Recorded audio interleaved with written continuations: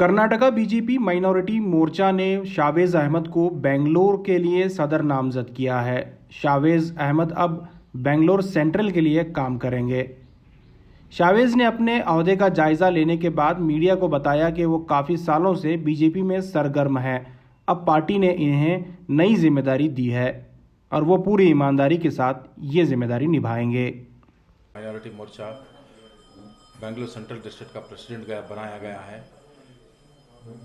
एक बड़ी जिम्मेदारी दी गई है मेरे ऊपर, जो हमारे कौम को कुछ भला कर सके, अच्छा कर सके। इंशाल्लाह मैं उम्मीद करता हूं कि आप लोगों के साथ जो बेहतर से बेहतर अपने को जो मदद कर सकता हूँ करने की कोशिश करता हूँ। गवर्नमेंट से जितने भी स्कीमें हैं, क्या हो रहा है, बहुत सी स्कीमें हमारी कौम तक पूरे पहुँचते नहीं हैं और बच्चों को स्कॉलरशिप्स वगैरह आते हैं और लेडीज़ को लोन्स वगैरह आते हैं जो बराबर सही तरीके से मिलते नहीं। हमारी पार्टी से, हमारे माइनॉरिटी मोर्चा से हमें जो जो मदद कर सकते हैं आप लोगों को इसके बारे में मदद कर को ज़रूर से इंशाल्लाह हमें अपने को ये दिलाने की सहूलत की कोशिश करते हैं।